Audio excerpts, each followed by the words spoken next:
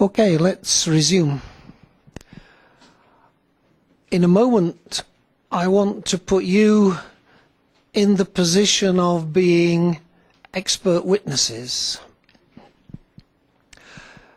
I don't know how you become an expert witness in Mexico, but there are significant differences between the United States and Britain at the moment. In the United States, what is approved is the method, whereas in Britain, what is approved is the expert. And what happens is you work your way up from the lower courts to the higher courts, and each time you've been accepted as a witness at a particular level, usually nobody challenges you. And so it's the expert in whom the court has confidence. Whereas in the States, the first question is, what method are you using? And we haven't approved that method, so however distinguished you are, you can't come and give evidence on that particular topic. Now, what I want to do now is give you a little exercise from one of the big cases in the United Kingdom. And let me just give you the background to it and then explain what is the task that faces you. And one of the things that I like to say to my students is that much of the time, forensic linguistics doesn't require a lot of difficult linguistic knowledge. What it requires is a close reading of the text and an interpretation of the facts that you find there. Now, in some ways, this is very important because, at least in Anglo-American courts, it's exceedingly difficult to get into court as an expert on language, because lawyers have a training that is also in the interpretation of language, as do judges, and so the initial reaction is, why do we need a linguist to tell us about language? And again, I don't know how your courts work, but in British courts, there are two kinds of meaning. There is ordinary meaning, on which anyone is assumed to be an expert, and so the whole of the jury, if there's a jury, are assumed to be experts. And then there is special meaning, and special meaning is defined legally. And so there's no space, apparently, for a linguist to come in and talk about meaning, or, to a certain extent, about any other linguistic aspects at all. So that, just to give you an example, in England we live opposite a park, and on the gate of the park it says, "No entry after dusk." Now, as a native speaker, I can't decide. I think I know what dusk is, but if I'm arrested, I can't say, but I didn't think it was dusk, because dusk has a legal definition, and dusk in English law is 30 minutes after the sun sets. So it doesn't matter whether I think I can see well enough and I don't think it's yet dusk. There is a legal definition. Because of this assumption that ordinary people are experts on language, often when I go to court, I see my role as, to a certain extent, being a teacher rather than an expert. So that what I see myself as doing is telling the judges, if it's judges or the jury, something about language that they may not be conscious about. But the moment I've told them that, then they don't need me. They can apply their new knowledge to the data as well as I can. And I want you to look at some texts now where I can exemplify this. That the skill is knowing what to look for. Once you've looked for it, any of you could go to court and give the same evidence that I was prepared to go to court to give. This case, again, like many of the cases I'm looking at, is an old case because I only got involved in it when it came to appeal. But the case itself is 35 years old. It was 1980 in Britain.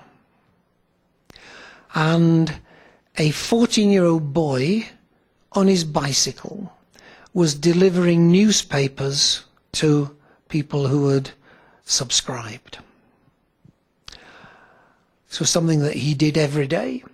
One day, when he was going to one of the clients who lived in an isolated house on a small farm, there he was shot and killed. The police investigation found no forensic evidence at all. Nobody had seen anybody. There were no fingerprints, even though the house had been broken into. There were no evidence of car tracks or anything. There was simply a dead boy with his bicycle. There's tremendous pressure on the police because the whole of the country wanted to know what were they doing, and they couldn't find anything, and time went by. And then, by pure chance, they arrested a known small-time criminal who had been getting money by deceit from an aged couple, a couple in their 80s. So they arrested him and accused him of extraction of money by deceit. He had various previous convictions, and so he knew that this time, if convicted, he would spend several years in prison.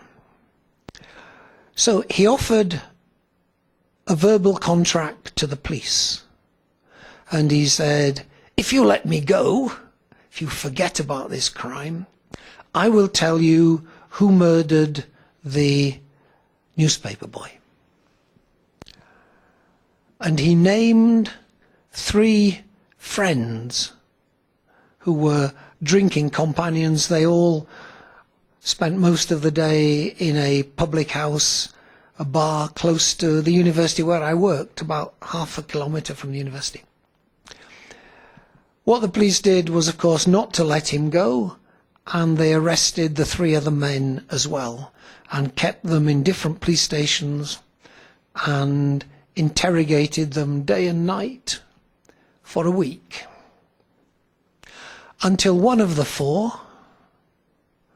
an Irishman called, I've forgotten his name, called Patrick Malloy, eventually he produced a confession. He produced a confession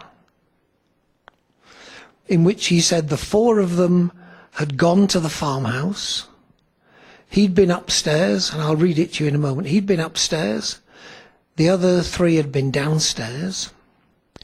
And while he was upstairs, he heard a shot. And when he went downstairs, the boy was dead. So the confession involved the 4 of them in the murder. He was not present, but in English law, all would be culpable. And this was the confession on which the four of them were then accused of murder. Now what I've done is, you've got a printout of the middle part of his confession, which is the important part. So, sentence 14 is the first one you've got, and it says, Jimmy broke in through a window and loosed us in. So Jimmy let us into the farmhouse. They went downstairs, that's three went downstairs, and I went upstairs by myself. I searched the bedroom. I remember taking the drawers from some furniture, and after searching them, I stacked them one on top of the other. I had been drinking, and I can't remember the exact time I was there, but whilst I was upstairs, I heard someone downstairs say, "Be careful, somebody's coming." I hid for a while, and after a while I heard a bang come from downstairs. I knew that it was a gun being fired. I went downstairs, and the three of them were still in the room. They all looked shocked and were shouting at each other, and I heard Jimmy say, "It went off by accident." And I looked, and on the settee or sofa or couch, I saw the body of the boy. He had been shot in the head. I was appalled and felt sick. So that's a very clear confession to murder. He wasn't present physically when the boy was killed, but he was part of the group who were committing a robbery. Afterwards, this man Malloy said about this confession three things. Firstly, it's not true.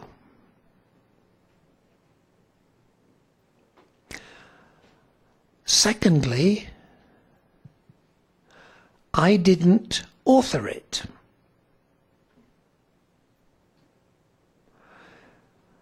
Now, some of you know work by Goffman where he says you can distinguish the person who speaks from the person who authors.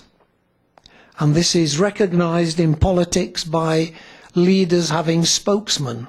So the spokesman says what the leader would say on his behalf. Now what Malloy said was, I said this, but I didn't author it. There was a policeman standing behind me, and the policeman told me what to say, and I said it, and another policeman wrote it down. So, it's true that I said it, the content is not true, and I didn't author it. Now, at this time, all police documents were written by hand and typed up later. Now, as I'll talk tomorrow in much more detail,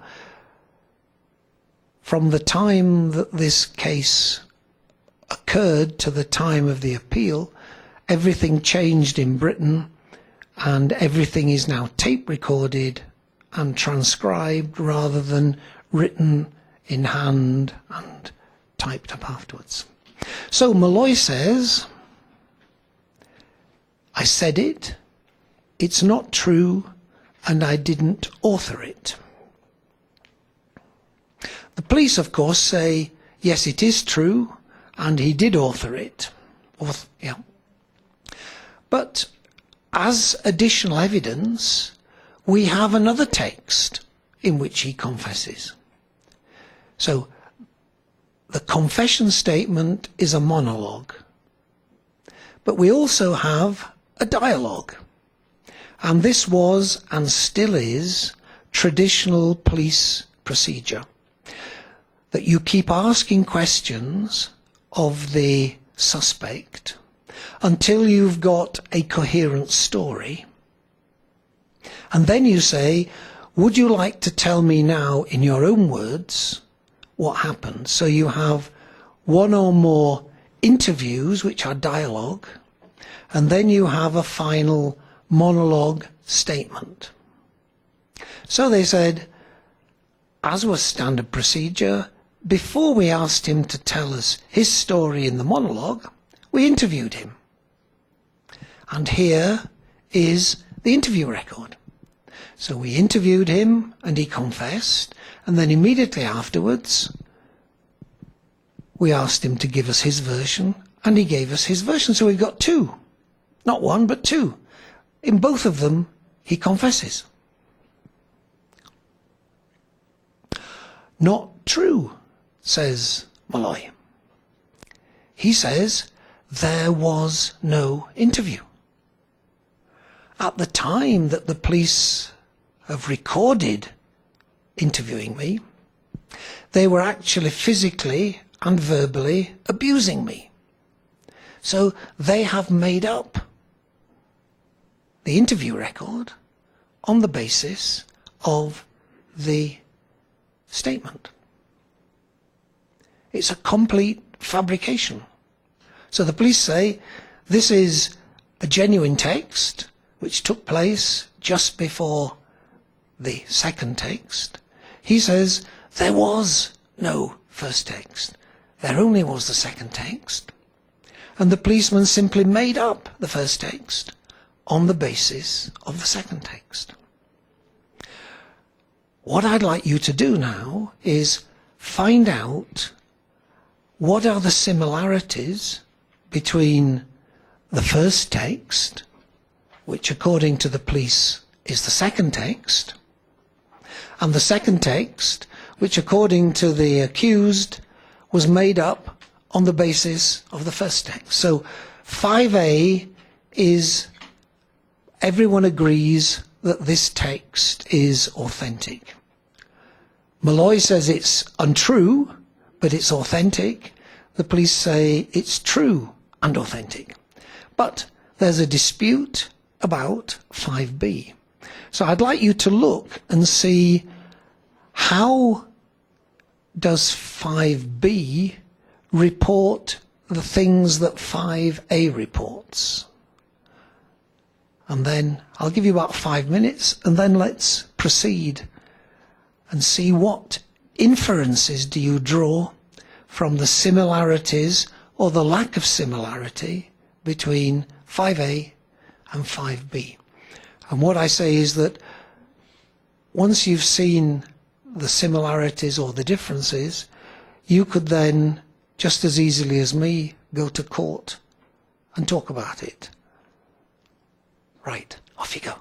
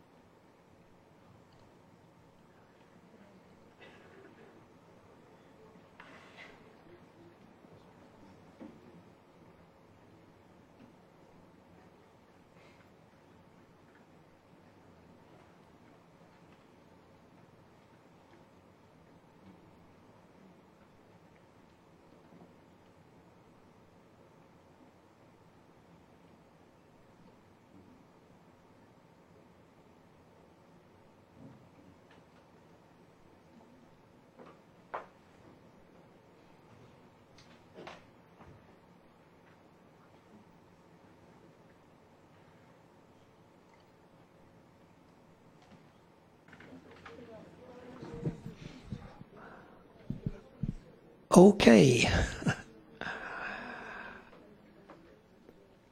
Can I just get a show of hands? Who believes the police? Nobody. Nobody believes the police. Oh dear. The case went to court in 1981, and all 4 men were convicted of murder and sentenced to 25 years in prison. The man who made this confession died in prison after 3 years. I was asked to be involved with an appeal after 16 years. So the 3 surviving men kept protesting their innocence. The youngest of them, to draw attention to the case, spent 3 months on the roof of the prison with hardly any clothes in the middle of winter with snow all around him. But eventually he gave in and went back inside the prison. And I was asked by a solicitor representing one of them to have a look at the 2 texts and see whether there was any linguistic support for the claim that one of the texts was falsified. Obviously, as a linguist, you can't talk about the truth or falsehood of the content, but you can talk about the truth or falsehood of claims made about the text. So I was asked to talk about whether I thought the second text in the list, supposedly the preceding text, was actually an authentic record or whether it was a falsification. Now obviously this brings into play what we know about the structure of discourse. And in fact the first case that I ever did was one where the police had falsified evidence and we were using knowledge from the analysis of discourse about coherence and cohesion to demonstrate that that particular text was falsified. So looking at this from a discourse analysis or conversational analysis point of view, we can immediately discover various things. So the first question we've got here is, how long were you in there, Pat? Interesting question, to which you can imagine a whole series of answers, but not the answer that apparently came. What we've got here is not a cooperative interactant at all. There's a lack of fit between how long were you in there and I have been drinking and cannot remember the exact time that I was there, but whilst I was upstairs I heard someone downstairs say, not only is there a lack of fit, but we also discover that this supposed response is word for word identical to one of the sentences in the statement. So, sentence 17 in the statement is word for word identical to this supposed reply. Now, one of the things we do know is that if you are saying the same thing on a different occasion, you say it in different words. You don't say it in the same words. So the moment we see 2 identical items in 2 separate texts, we begin to get suspicious. And then there's another series of questions further down. What were the others doing? And again we get a non-collaborative response. Instead of doing, we get being. The 3 of them were still in the room. What were they doing? They all looked shocked. Again, a being, not a doing, until finally we get, and were shouting at each other. Now, not only are those 2 responses which fit badly with the question, but they are also word for word from the statement. And then, even worse, as a question to they all looked shocked and were shouting at each other, you think to yourself, what kind of a question would a policeman ask after that? They might ask, who was shouting? What were they shouting? Who were they shouting at? No competent police officer would ask who said what. There's no link between who said what and were shouting. The link, of course, is with the next utterance. So what the police officer did was link forward to the pre-existing answer rather than backward to the question. So what we've got here is very clear evidence linguistically that this is not an independent text. It's a text which, as Molloy claimed, Molloy, who'd been dead for 13 years at this point, he claimed they had made up this text. And it seemed growingly evident, the more one looked at it, that this text had been indeed made up. Sadly, I never got to court to see what the three judges would have thought of this analysis, because a month before we were going to court, evidence which was incontrovertible appeared. And this came from an interesting source. In the 1980s, the London College of Printing had a research project with the police to try and invent a machine which would be better at taking fingerprints off paper. It's fairly difficult still to get fingerprints off paper, and they were trying to invent a machine, and they failed. But in failing, they had a heroic success. They invented another machine by accident, which would enable you to do what Agatha Christie used to write about 75 years ago. In Agatha Christie, people would read blotting paper. That you would read, somebody would write, they would put it on the blotting paper would absorb the writing, and you could then read what had been written. What this machine did, it would take a piece of paper like this, and it would enable you to read what had been written on the sheet above. As you write, you leave indentations, and it was possible to read the indentations on this piece of paper of what was written on the piece of paper above. So you could now recover text which may no longer exist. Now this is very important when looking at police written evidence before 1985, because the system was they would have a pile of paper to write their reports on, and they would write on the top sheet, take it off, write on the next sheet, and so without realizing it, they were making multiple copies of everything they wrote. It was almost as if there was carbon paper in the middle. So each sheet of paper had the record of the sheet of paper that was above, and sometimes the sheet of paper that was above that as well.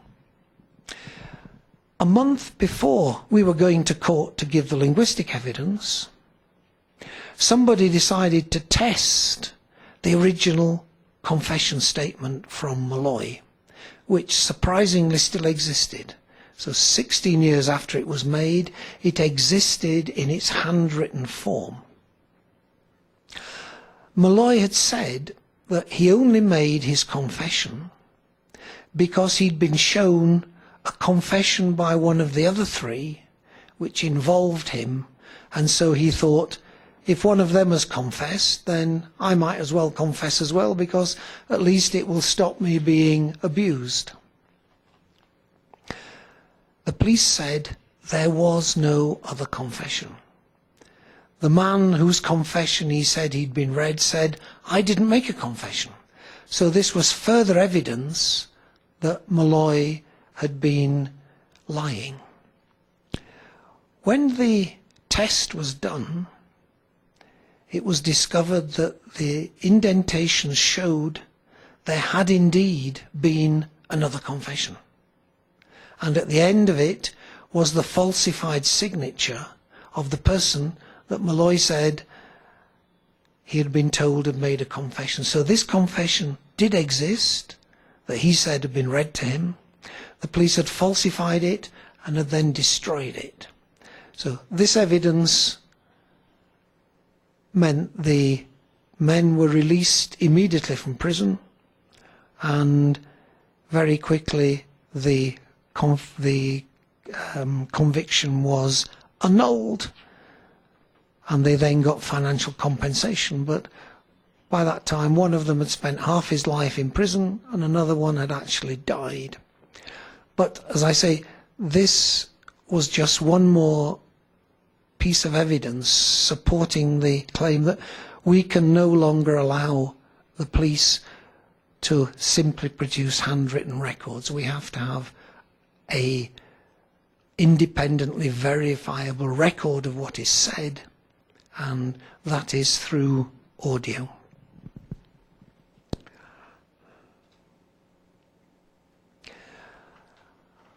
One of the questions about plagiarism, and in a sense this case was plagiarism, it was the police plagiarizing their own record. One of the questions is, how much text do you need in order to demonstrate plagiarism? I remember in the early days when we were working on this in Birmingham, one of the local universities said you need to demonstrate 80% of identical text in order to accuse a student of plagiarism. As a linguist, and not an educator or an administrator, what interests me is how little text do you need, not how much, in order to show plagiarism. Now, I'm taking plagiarism as the reproducing of a text which has already been written. And I had a case where I wanted to do this in court. Similarly to the case we've just looked at, a young man had been accused of murder.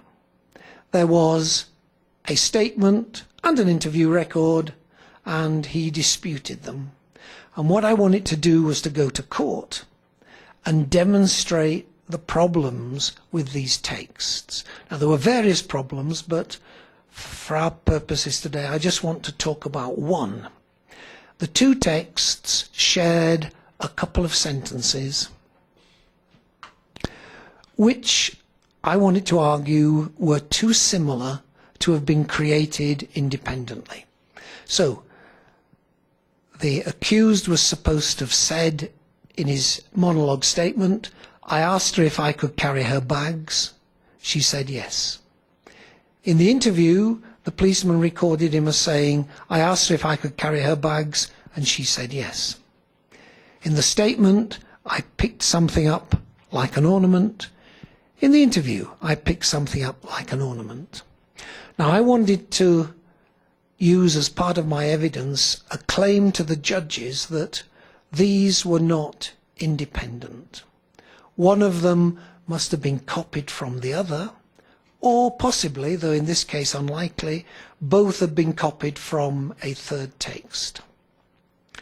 So what I wanted was a fairly clear piece of evidence to give the judges a way of evaluating this themselves. So, what I wanted to get across to them, as I want to get across to you, is that very quickly, when you're producing text, whether it's speaking or writing, you very quickly become unique. In other words, what you've written or what you've spoken very quickly becomes a sequence that no one else, not even you, has produced before. So I thought the easiest way was to use Google because I wanted something that anybody could access. I didn't want a specialized linguistic technique. I wanted something that anybody could do. So what I said to them was, let's look how the number of options decrease each time you add a word. So I said, I searched Google and the phrase I asked occurs 2 million times. The moment I add another word, I asked her, it drops by 90%. I asked her if it drops again, and by the time I asked her if I could carry her bags, there were no examples. Now what I say to you is, you go home today, you open your computer, you find any document that you've written, take the first 10 words, and my prediction is that if you search using your favorite search engine, you will not find any example of your 10 words. That's my prediction. Unless, of course, you've already published it and it's there on the internet already. But my prediction is 10 running words, you won't find it. My feeling is that 7 running words, you won't find it either. But to protect myself, I'll say 10. Recently, I thought I'd better check, because I once had a student in the audience who immediately looked to see, and now I found 5 examples of the sequence that I said didn't exist. So I've got to explain those away. But we have in English a nice expression, which is, it's the exception that proves the rule, using a old meaning in English of prove, which means test. So the first example that I found came from the website of the person who was supposed to have said this. We won the appeal, he got compensation for wrongful conviction, and he set up a website about his ordeal, and on the website he put the statement. So the first example is the statement. The second example is an article that I wrote for the journal Applied Linguistics. So the second example is me saying the first example is unique. And the third and fourth examples were republishings of my article saying it was unique. And the fifth example was on the University of Antwerp website, where a linguist you may have heard of called Jeff Verschuren had published, had given a lecture in which he said, I said this was unique. So there were 5 examples, but they were all the same example. Now, this is the power and the uniqueness that all of you are capable of. The moment you start stringing words together, there are so many options, and your sequence very quickly becomes unique. Now, one of the problems for us as experts is, how do you communicate with the court? And before I went to court for this case, I thought, what I would like is a way of getting through directly to the judges and the lawyers in the case. So what I did was to collect a few examples of things that the judges and the lawyers had actually said or written themselves. So I had 4 examples. Here's a very legal phrase: for reasons we will give later in the day, we are against you in relation to conviction.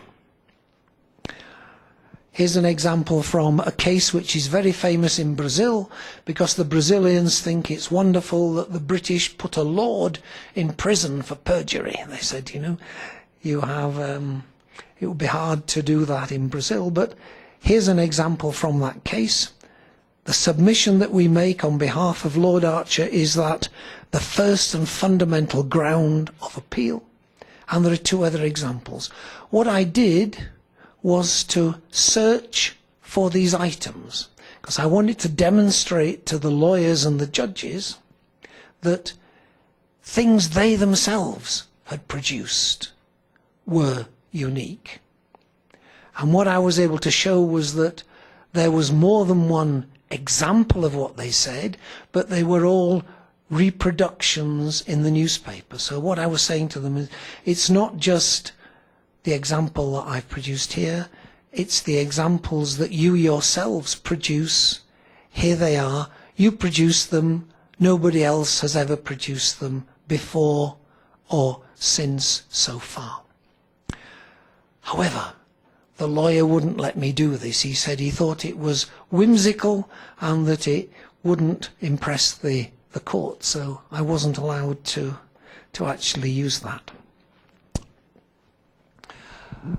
One of the areas where we sometimes work in cases as linguists is questions of copyright. And this is quite difficult for us as professional linguists because definitions of copyright seem to differ from jurisdiction to jurisdiction. So whereas as a linguist I can talk about plagiarism, that is, this text is borrowed from this text, it's harder for me to talk about copyright. So in that instance I need to work with a lawyer in order to produce an acceptable report. I'm going to give you some examples from a case which ran for about 8 years. It was a case of breach of copyright in language teaching materials. There is a company in Britain called Callan that some of you may have heard of that runs language schools and uses teaching materials written by the founder, whose name is also Callan. He was a Berlitz teacher in Italy and decided that the Berlitz materials were terrible, so in 1950 he wrote his own materials and he based all the teaching in his schools on his own materials. I'm not an expert on language teaching, but it seems to me that the materials are, from an outside point of view, somewhat boring and uninspiring, but they are apparently successful. In the late 90s, he employed 3 Poles as teachers, and they taught for him for a period of 4 or 5 years. And then they went back to Poland and opened their own language school and used their own teaching materials in their language school. Unfortunately, although the materials looked significantly different, they were substantially similar to the materials that they had been teaching for or using to teach in the preceding 5 years. And it was my job to help the breach of copyright claim by finding and describing the similarities. Now, the first and fairly obvious observation was that both books, this was direct method, so the students started talking English from day one of book 1. And the first thing that Callan did was to introduce some words from the classroom so that you can talk about what's going on. So these were the words that he thought were the first things that you should introduce. Pen, pencil, book, table, chair, light, wall, floor, room, ceiling, window, door, card, box and picture.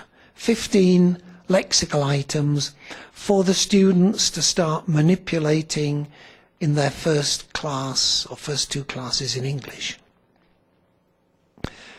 The problem was that the Polish books began with all but one of the same lexical items in the same sequence. So to me this is fairly obvious if somebody's chosen the same set of items, but the defence at this point was but all language teaching has to begin in the same way. You have to talk about things. So here the similarity is not through copying.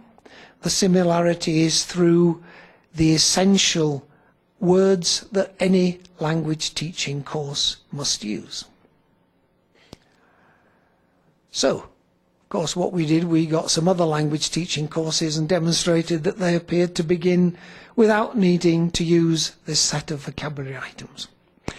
But more interesting, and these are just a few examples, more interesting, page 2 of the Callan book, this is the second lesson for the students.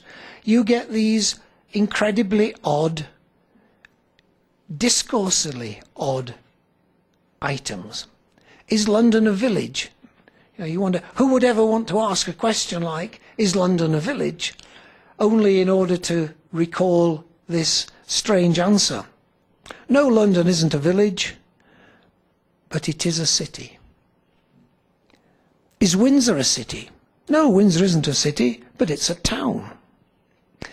Is a city large or small? A city is large. You see, these are very odd collections of words. Particularly odd to a native speaker of English is the use of but. A native speaker wouldn't put but in that context. And then it goes on, is this a girl? How can you imagine anybody ever referring to a girl as this? Is this a girl? Is this a man? Is this a woman? No, it isn't a woman, but it's a boy. Who's going to ask a question that confuses a woman with a boy? Very odd discursively. And yet, the Polish book has exactly word for word the same items and in the same sequences. So for me, this seemed to me an open and shut case. There's no problem in demonstrating plagiarism. What became difficult was in the Polish courts to demonstrate copyright. Because once they'd accepted that there were undeniable copyings, the defense of the Polish authors was, but we've improved. And indeed they had improved. Their book was significantly better than the one they'd copied. And they were arguing that they should be given credit for their improvements and for all the additional material. So it then became a debate about what proportion of the text did there need to be that was shared in order for copyright to have been broken. They were placing their emphasis on the novelty, and the Callan lawyers were placing their emphasis on the shared amount. And this went on for 4 or 5 years, until fortunately the Polish court decided that what they really wanted was Polish linguists, not English linguists, to talk about the case. And fortunately they commissioned 4 high-profile Polish linguists who simply came out and said this is undeniable massive plagiarism, and the court then accepted. But it was initially quite difficult legally, although it didn't seem to me difficult linguistically. And as the case went on, it became evident how much money was involved. Because originally the company was suing because the Poles had had something like $60,000 worth of sales that the English company would normally have had. But before the case ended, the Poles got $1 million contract from universities in Japan to use their method. And so then this became significantly important financially rather than just a question of protecting the brand. Now, as I say, the interesting question for us as linguists is, how do we step into the discourse community of others, in this case the discourse community of lawyers and judges? We are competent at communicating with academic audiences, but what are the best ways to communicate with legal audiences, and particularly in courts? And that can often be difficult for us. That, I don't know how your courts work, but the English courts work in what initially is difficult for the witness, because the witness thinks they are going to court as the person who has the relevant information, but very rarely are they allowed to produce the information. The information is elicited from them by, in the English system, one of the lawyers. And they often feel that they didn't get a chance to tell their story. And particularly expert witnesses can often be unhappy, feeling that the story that I wanted to tell wasn't actually told to the jury.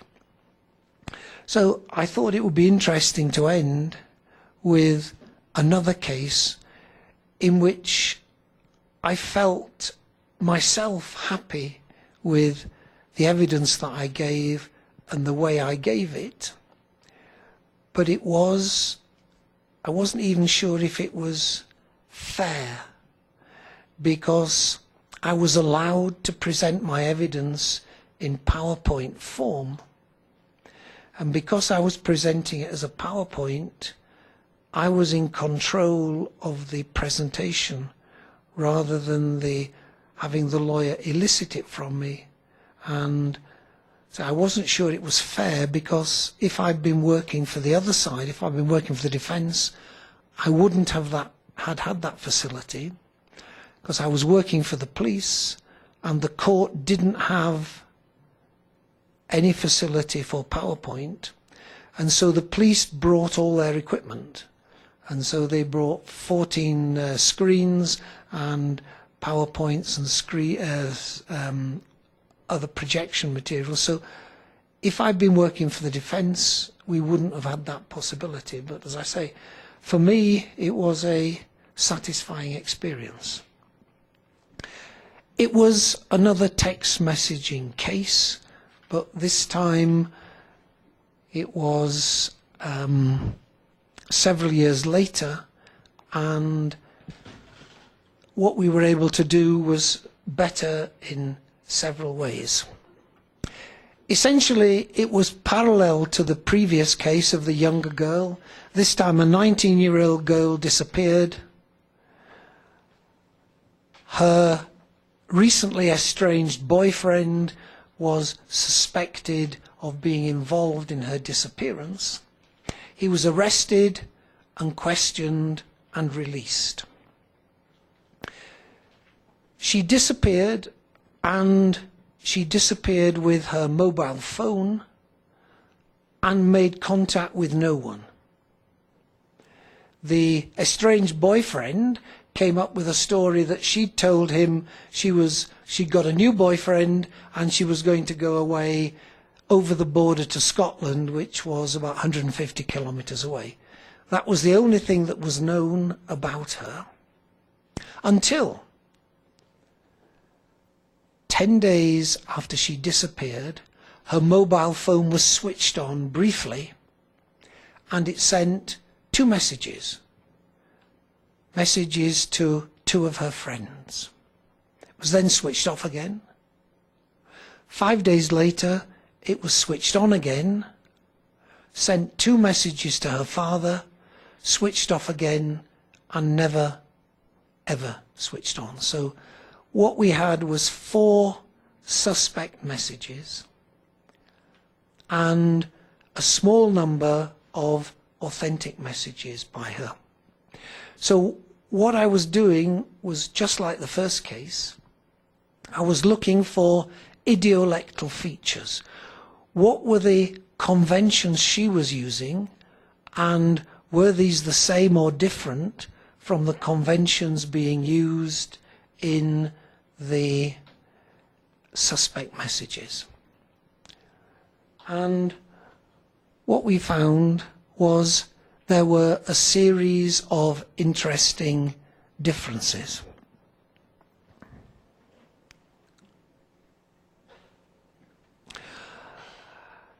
So if I try to translate this into ordinary English, it's, I thought you were grassing me up. That means telling stories about me. I might be in trouble with my dad. I told Mum I was leaving. She didn't give a shit. I've been to Keswick camping. It was great. I have to go. See you.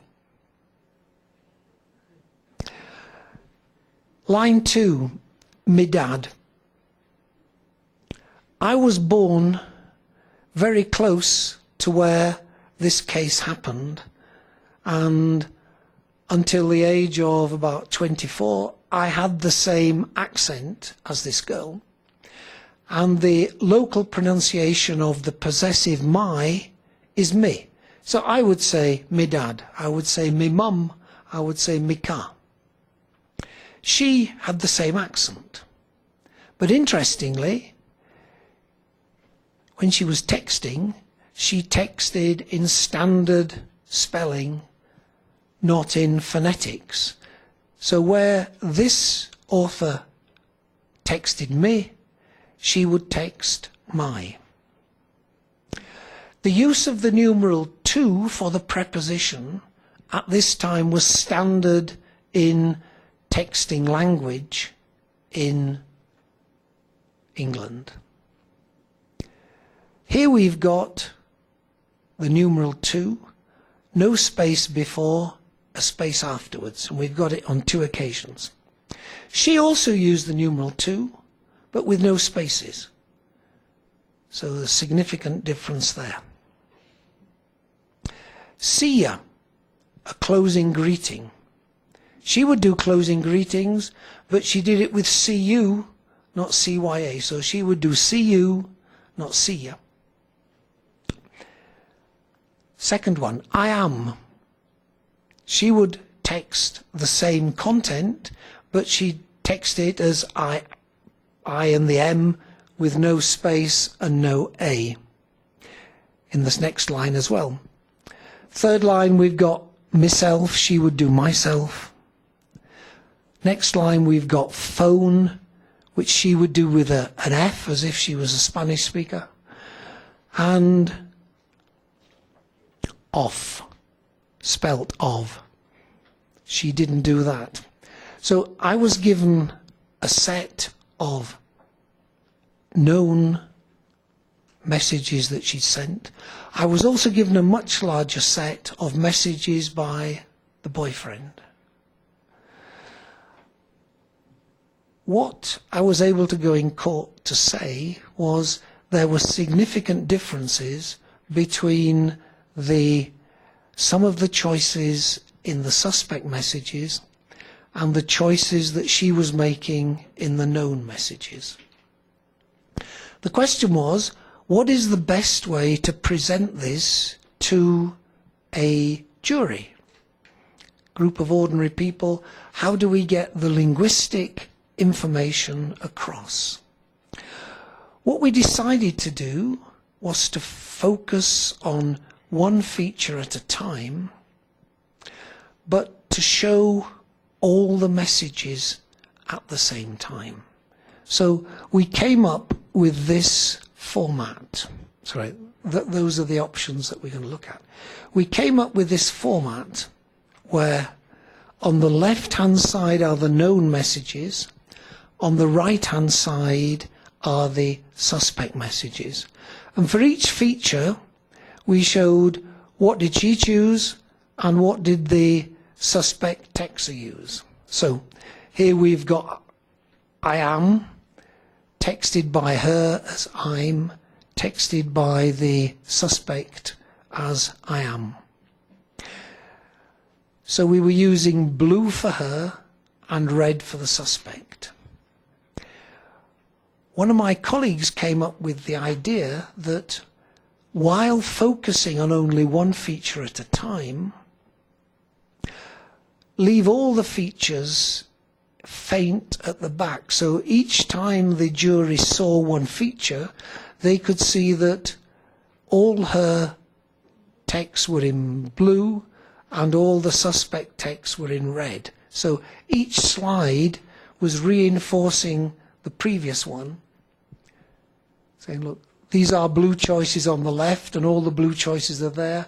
These are red choices on the right. Only once in this case does the suspect use the same one that she uses all the time. And then at the end, we produced all of them. So that was the evidence supporting the fact that we thought she hadn't texted the messages. Of course, what the police wanted me to say was that not only did she not write them, but the accused did write them.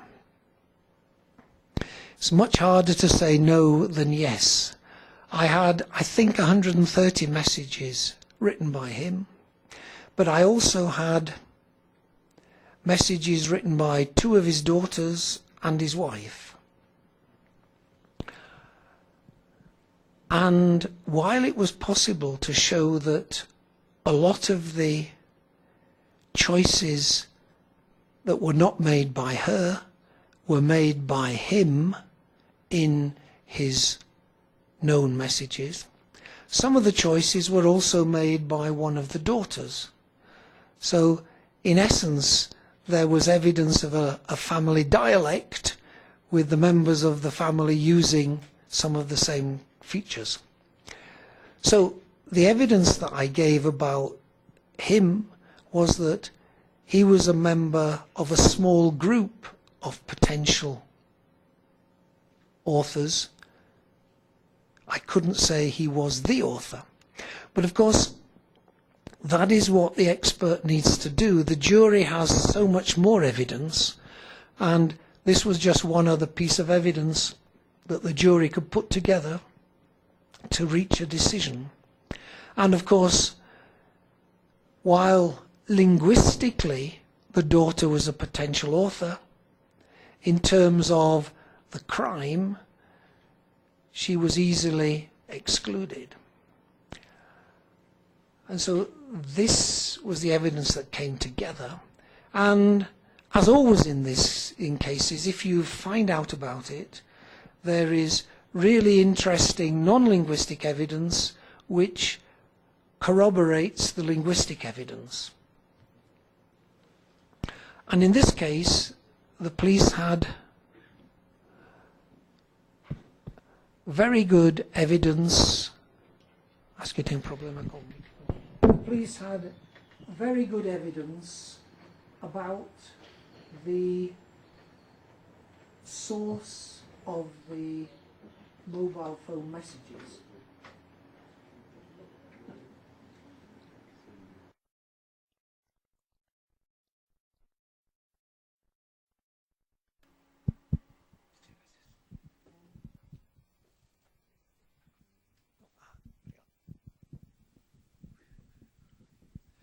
So, the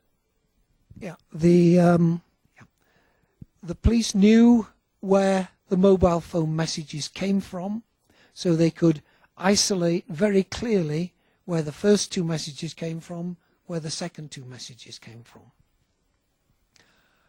What they also discovered was that the accused didn't have a car. But on the 2 days that the phone messages were sent, he hired a car. And according to the kilometraging, they could show that, followed with the sightings of the car, they could show that there was just enough time and enough distance on the kilometraging for him to go from home to the place where the text message was sent from and back again. So they could fit car journeys with times for mobile phones, and so that evidence obviously helped the jury to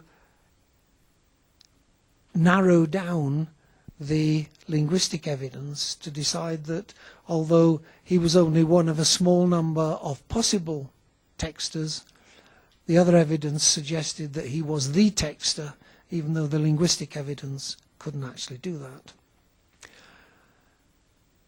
Interestingly, firstly, he was condemned by the jury. Secondly, the defense appealed against the conviction, and they appealed only on the linguistic evidence. What they said was this type of evidence was too new and too unreliable to be used in a case of this kind. So the case now went to the appeal court, which is was at the time the highest court. We now have a Supreme Court in Britain, but we didn't have then. The highest court, and so 3 judges were then asked to review all the evidence and decide whether my evidence was admissible or not. Interestingly, I was fortunate in that I'd been cautious, because what the 3 judges decided in the end was that I had been warned the jury sufficiently about how secure different parts of the linguistic evidence was, and they felt that the jury would then have been able to evaluate its strength sufficiently well to not need to have any kind of retrial. So that was fortunate. I'm going to stop there. I think many of you have other places to go to. I've got another case which I might pick up on Friday, looking at different kinds of evidence. But for the moment, I think we've all worked very hard, and I at least am going to stop. Thank you.